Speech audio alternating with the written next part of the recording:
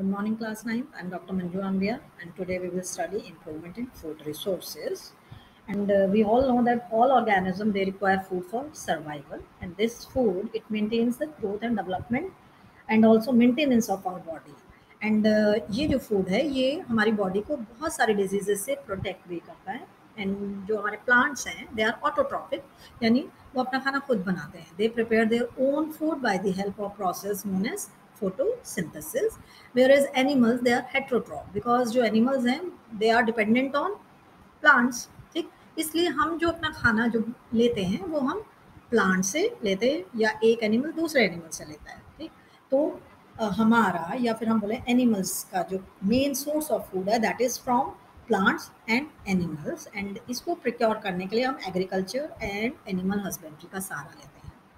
अब जो हमारा इंडिया है वो सेकेंड पॉपुलेटेड कंट्री है पूरे वर्ल्ड में, और इस पूरी पॉपुलेशन को फीड करने के लिए हमें बहुत सारी क्रॉप्स चाहिए, बहुत सारा फूड ग्रेन चाहिए और बहुत सारा लाइफ स्टॉक चाहिए. लाइफ स्टॉक में जो है हमारा दूध भी आता है, अंडा भी आता है, मीट भी आते हैं और भी बहुत सारी चीज़ें इसमें इंक्लूडेड हो सकते हैं, है ना. हमारे जो एग्रीकल्चरल साइंटिस्ट हैं उनके सिंसियर इफेक्ट से जो है हमने फूड प्रोडक्शन जो है बहुत इंक्रीज़ किया. लाइफ स्टॉक में भी हमने बहुत अपने इंक्रीज़ किया है. ठीक है, बहुत सारे रेवोल्यूशन जो है वो धीरे धीरे सामने आए.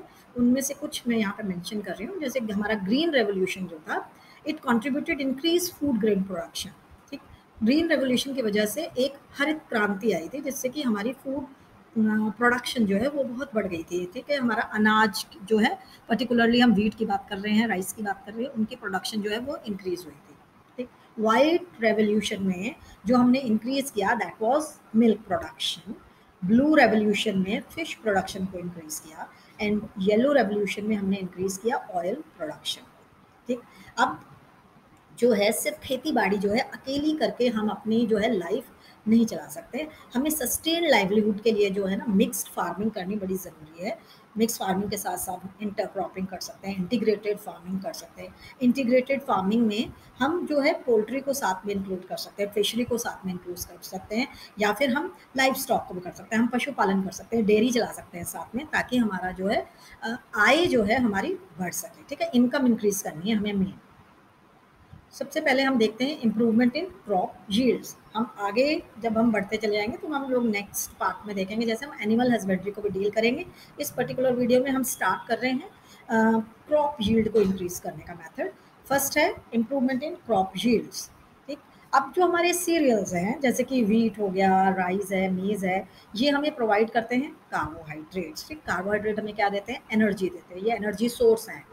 ऐसे ही दालें जो हैं, पल्सेस जो हैं, ये हमें प्रोटीन देते हैं, है ना, हमारी पूरी बॉडी को बनाती हैं. हमारी हर एक बॉडी का एंजाइम, हमारे हार्मोन्स, हमारे जितने भी मसल्स, ये सब किससे बने होते हैं, ये सब प्रोटीन से बने होते हैं. एंड जो हमारे ऑयल सीड्स हैं, ग्राउंडनट हो गया, फिर सोयाबीन हो गया, मस्टर्ड हो गया, सनफ्लावर हो गया, ये हमें फैट्स प्रोवाइड करते हैं. ठीक, वेजिटेबल, स्पाइस एंड फ्रूट्स जो हैं ये हमें विटामिन देते हैं, मिनरल्स देते हैं, जो कि बॉडी प्रोटेक्शन के लिए बहुत ज़रूरी है. बॉडी प्रोटेक्शन आता है the body is protected from diseases and disorders, क्योंकि डेफिशिएंसी से भी बहुत सारी डिजीजेज होती हैं. एंड इन जो विटामिन एंड मिनरल्स हैं बहुत सारे डिजीजेज से बच भी सकते हैं. एंड ये हमें बहुत थोड़ी अमाउंट में प्रोटीन एंड कार्बोहाइड्रेट और फैट्स भी देते ही हैं. अब ड्राई फ्रूट्स हैं उनमें जो है आपको ऑयल मिलता ही है, जैसे आलमंड ऑयल है, वॉलनट है, उसमें भी आपको जो है फैट्स मिलते ही मिलते हैं. तो आपको फैट्स भी जो है फ्रूट से या ड्राई फ्रूट से मिल सकते हैं. ठीक, फिर आ जाता है हमारे फॉडर क्रॉप्स. फॉडर क्रॉप होता है चारा. ठीक है, जैसे कि बरसीन है, ओट्स है, सूडान ग्रास है, जो कि हम अपने गाय भैंसों के लिए उगाते हैं. डिफरेंट क्रॉप्स को जो है डिफरेंट क्लाइमेटिक कंडीशंस चाहिए होती हैं, डिफरेंट टेम्परेचर चाहिए होता है, फोटो पीरियड जो है उनको दूसरा चाहिए होता है for growth and completion of the life cycle. ठीक, क्लाइमेटिक कंडीशन आप लोग समझ रहे हैं, ठंडा गर्म, जैसा आपके मौसम के अनुसार हम अपनी क्रॉप भी चेंज करते हैं. जब मौसम बदलता है तो टेम्परेचर भी चेंज होता है, उस टेम्परेचर के अकॉर्डिंग जो है क्रॉप लगती है. फोटो पीरियड जो है ये होता है सनलाइट का टाइम जितना एक प्लांट को चाहिए होता है फॉर फ्लावरिंग. ठीक, कुछ प्लांट जो होते हैं उन्हें लंबा दिन चाहिए होता है और कुछ क्रॉप्स जो होती हैं जिन्हें छोटा दिन चाहिए होता है फॉर फ्लावरिंग. फ्लावरिंग क्यों ज़रूरी है, क्योंकि फ्लावरिंग होगी तभी आपके ग्रेन्स बनेंगे.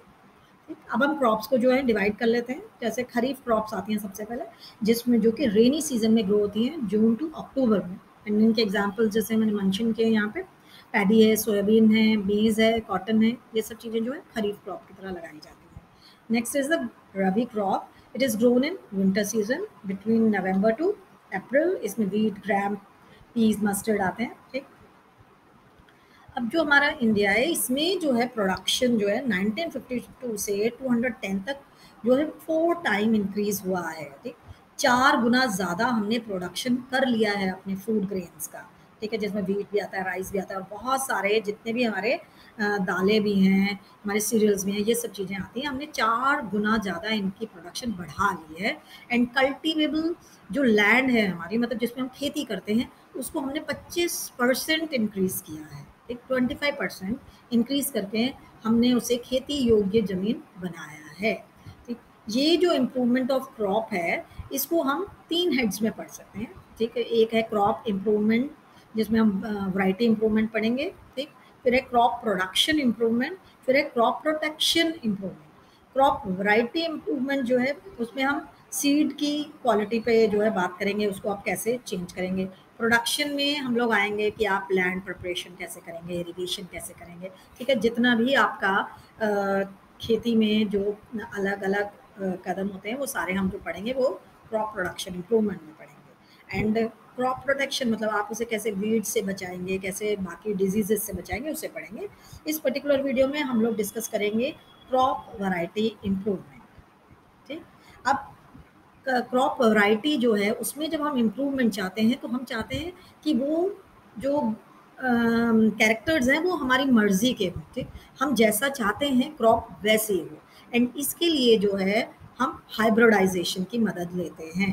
ठीक है, हाइब्रिडाइजेशन में हम क्रॉस करते हैं 2 जेनेटिकली डिफरेंट प्लांट्स को. ठीक. एक जो प्लांट है उसमें जो है डिजीज प्रोटेक्शन है, मतलब वो डिजीज से कभी भी वो डिजीज नहीं होता है, वो हमेशा हेल्दी रहता है. एक दूसरा प्लांट जो है उसमें प्रोडक्शन बहुत ज़्यादा है लेकिन उसमें बीमारियां आ जाती हैं.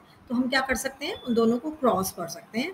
एंड क्योंकि हम चाहते हैं कि हमारी जो क्रॉप है उसमें डिजीज रेजिस्टेंस भी हो एंड उसमें प्रोडक्शन भी ज़्यादा हो. तो ये हमारे डिजायरेबल कैरेक्टर्स थे. इस समय हमने डिजायर किया disease resistance and plant protection या फिर प्लांट प्रोडक्शन. ठीक. हम चाहते हैं यील्ड ज़्यादा हो और उसकी प्रोटेक्शन भी हो. तो ये 2 चीज़ें हमने डिज़ायर की, हमने चाही ये 2 चीज़ें, और हमने इसको पाया बाय हाइब्रिडाइजेशन. अब जो क्रॉसिंग है ये 3 तरह से हो सकती है. एक होती है इंटरवराइटल, जिसमें 2 वैरायटीज़ को जो है हम क्रॉस कर सकते हैं. ठीक है. इंटर स्पेसिफिक होती है, इसमें हम 2 स्पीशीज़ को जो कि एक जीनस में आती है उनको जो है क्रॉस कर सकते हैं. एंड इंटर जेनरिक में जो है हम डिफरेंट जेनरा को क्रॉस कर सकते हैं. इंटरवराइटल जैसे हुआ, आम की बहुत सारी वैरायटीज़ हैं हमारे पास. अब इन वैरायटीज़ को हम क्रॉस करके एक नई वैरायटी बना सकते हैं, है ना. एंड इंटर स्पेसिफिक है, एक जीनस के अंदर आने वाली 2 स्पीशीज़ को हम क्रॉस कर सकते हैं. जैसे फॉर एग्जाम्पल, सिर्फ एग्जाम्पल के लिए मैं ये बता रही हूँ. ठीक. कि आपका जो सोलेनम है, सोलेनम जीनस है किसका, टमाटर एंड आलू का एंड बैंगन का, है ना. ये सारे जो हैं वो सोलेनम जीनस में आते हैं. एंड इन स्पीशीज को आप क्रॉस कर सकते हैं. ठीक. एंड इंटरजेनरिक में हम डिफरेंट जेनरा को कर रहे हैं, तो अलग अलग जेनरा. ठीक.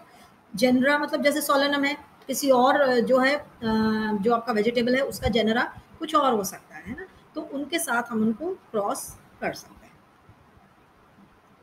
अब जेनेटिकली मॉडिफाइड क्रॉप्स भी बहुत रीसेंट थिंग है, बहुत ही हैपनिंग थिंग है आज के टाइम में. इसमें हम क्या करते हैं, किसी भी क्रॉप में एक जीन इंट्रोड्यूस कर देते हैं जो कि हमारे मर्जी का जीन होता है. डिजायर्ड कैरेक्टरिस्टिक्स होते हैं उसमें, वो जीन हम लोग उस क्रॉप में डाल देते हैं. ठीक है, बाई जेनेटिक इंजीनियरिंग. एंड जो क्रॉप हमें मिलती है उसे हम जेनेटिकली मॉडिफाइड क्रॉप्स कहते हैं. कुछ चीज़ें हैं जो हमको इन क्रॉप्स में चाहिए. ये जो इम्प्रूव्ड वैरायटीज़ होती हैं इनमें कुछ चीज़ें हैं जिनके लिए हम ये क्रॉसिंग करते हैं. ठीक. बिना किसी मकसद से कोई काम नहीं होता है, हमको कोई ना कोई एम चाहिए. तो ये जो वैरायटी इम्प्रूवमेंट है उसके लिए कुछ फैक्टर्स हैं. ठीक. पहला फैक्टर क्या है हमारा, वो है हायर यील्ड. हमको अपनी सेम लैंड में से जितनी आपकी ज़मीन थी उसमें से हमको प्रोडक्टिविटी ज़्यादा चाहिए. ठीक. It is to increase the productivity of the crop per acre. ठीक है, हम अपनी यील्ड को न ज़्यादा करेंगे, हम अपनी प्रोडक्शन को ज़्यादा करेंगे. ठीक है, पैदावार बढ़ानी है हमको.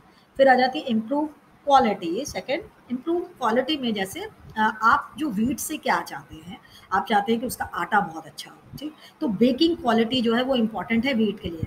तो हम उसके ऊपर काम करेंगे, हम हाइब्रिडाइजेशन में इस चीज़ को देखेंगे कि आटे की क्वालिटी जो है वो अच्छी होनी चाहिए। एंड पल्सेस से हमें क्या चाहिए होता है, हमें प्रोटीन चाहिए होते हैं। तो हम लोग क्या देखेंगे कि उसकी प्रोटीन कंटेंट उनमें ज़्यादा से ज़्यादा हो। वैसे ही ऑयल सीड्स होते हैं, ऑयल सीड्स में हमें क्या चाहिए, ऑयल चाहिए। तो हमें ऑयल की क्वालिटी एंड क्वांटिटी दोनों चाहिए होती हैं, तो हम इसे इम्प्रूव क्वालिटी में लेंगे, ठीक है। वैसे ही जो है हमें फ्रूट्स एंड वेजिटेबल में जो है, हम नहीं चाहते कि हमारी ये सब्जियां या फिर हमारे फल जो है वो जल्दी सड़ जाएं। तो हम क्या करेंगे, उनकी प्रिजर्विंग क्वालिटी को इंक्रीज करेंगे, उनकी शेल्फ लाइफ इंक्रीज करेंगे, ताकि वो ज़्यादा समय तक ताज़ी रह सके, जल्दी खराब ना हो। ठीक, नेक्स्ट आ जाते हैं हमारे biotic and abiotic factors. Biotic is the living factors and abiotic जो है वो आ जाते हैं हमारे नॉन लिविंग। ठीक, इनसे हमें रेजिस्टेंस चाहिए, मतलब हम चाहते हैं कि हमारी जो क्रॉप हो इन दोनों फैक्टर्स से रेजिस्टेंट हो। जैसे हमारी जो क्रॉप है उसमें कोई बीमारी ना लगे, अगर हम बायोटिक की बात कर रहे हैं तो उसमें कोई बीमारी ना लगे, कोई इंसेक्ट उसको ना खाए, कोई निमेटोड उसको अटैक ना करे। अगर हम अबायोटिक की बात कर रहे हैं तो हम चाहते हैं कि हमारी क्रॉप जो है वो ड्राउट यानी सूखे को भी सह ले, सलाइनिटी को भी सह ले, वाटर लॉगिंग को भी सह ले, हीट कोल्ड फ्रॉस्ट को सह ले। वो इस तरह की सारी चीज़ों को सह के हमें ज़्यादा प्रोडक्शन दे। ठीक, फिर आ जाता है हमारा चेंज इन मेच्योरिटी ड्यूरेशन। मतलब हम चाहते हैं कि हमारी क्रॉप जो खेत में लगी है उसका टाइम कम हो जाए। आपकी जो क्रॉप है वो 160 दिन या 190 दिन लेती है, तो हम चाहते हैं उसका ड्यूरेशन जो है वो कम हो जाए, वो कम होके 140 हो जाए या 160 दिन हो जाए। ठीक है, सोइंग से हार्वेस्टिंग तक का वो जो ड्यूरेशन है वो कम हो जाए। जब वो ड्यूरेशन कम होगा तो क्या होगा, फार्मर को मल्टीपल क्रॉप्स लगाने का टाइम मिल जाएगा राउंड द ईयर। एंड इससे क्या होगा, आपकी कॉस्ट ऑफ प्रोडक्शन भी रिड्यूस होगी एंड आपकी आमदनी भी बढ़ेगी, क्योंकि आप जो है ज़्यादा क्रॉप लगा पा रहे हैं सेम लैंड में, तो आपकी आमदनी भी इंक्रीज होगी। ठीक है ना। फिर है यूनिफॉर्म मैच्योरिटी। आप चाहते हैं आपकी क्रॉप जो है पूरी की पूरी एक साथ मैच्योर करे। ऐसा ना हो कि आधा खेत पहले मैच्योर कर दे या क्वार्टर खेत पहले मैच्योर करे, बाकी मैच्योर ही नहीं हुए हैं, फिर वेट कर रहे हैं। उस चक्कर में क्या होता है, कुछ ज़्यादा ओवर मैच्योर हो जाते हैं तो वहीं झड़ जाता है कई बार आपका ग्रेन, है ना। तो आपकी यूनिफॉर्म मैच्योरिटी चाहिए होती है जो कि रिड्यूस करती है लॉसेस को। ठीक, फिर वाइडर अडेप्टेबिलिटी है। वाइडर अडेप्टेबिलिटी में जो है हम चाहते हैं कि जो हम वैरायटी बनाएं वो बहुत सारे क्लाइमेटिक कंडीशंस में ग्रो कर सके। जैसे अगर वो क्रॉप राजस्थान में ग्रो कर रही है तो वो क्रॉप जो है वो हिमाचल में भी ग्रो कर सके, वो यूपी में भी ग्रो कर सके, वो जाके तमिलनाडु में भी ग्रो कर सके। ठीक, तो हमको वाइडर अडेप्टेबिलिटी चाहिए ताकि हमारी क्रॉप हर तरह के क्लाइमेट में ग्रो कर सके, वो वहाँ पे अडेप्ट कर जाए। ठीक, और वहाँ पे अच्छी प्रोडक्शन दे। ठीक, एंड जो सेवन जो हमारा सबसे इंपॉर्टेंट एक और चीज़ आ जाती है, that is the desirable agronomic characteristics. इसमें आ जाता है जैसे कि हम क्या चाहते हैं अपनी क्रॉप से। अब फॉडर क्रॉप जो है दैट कि चारे में हम क्या चाहेंगे, हमारा चारा बहुत सारा हो, छोटी सी ज़मीन में हो लेकिन बहुत सारा चारा हो। तो कैसा होना चाहिए चारा, वो लंबा हो एंड उसमें बहुत सारी ब्रांचिंग भी हो। बहुत सारी ब्रांचिंग होगी तो आप एक दो काटेंगे और आपके पूरे जो है जो आपकी गाय भैंस है उनका काम हो सकता है। ठीक है, दो चार काटने पे ही, क्योंकि वो लंबा भी है और उसमें ब्रांचिंग भी बहुत सारी है। तो आप जब उसके टुकड़े टुकड़े करके अपने जानवरों को देंगे तो वो इनफ हो जाता है। ठीक, तो आप हर चीज़ अलग चाहते हैं अपनी क्रॉप से। फॉडर से आप कुछ और चाहते हैं, मतलब चारे से कुछ और चाहते हैं, लेकिन अपने मेन क्रॉप से कुछ और चाहते हैं। जैसे आप गेहूं का पौधा जो है वो छोटा चाहते हैं। ठीक, तो वो डॉर्फ है, हम छोटा इसलिए चाहते हैं क्योंकि उसको हैंडल करना आसान हो जाता है।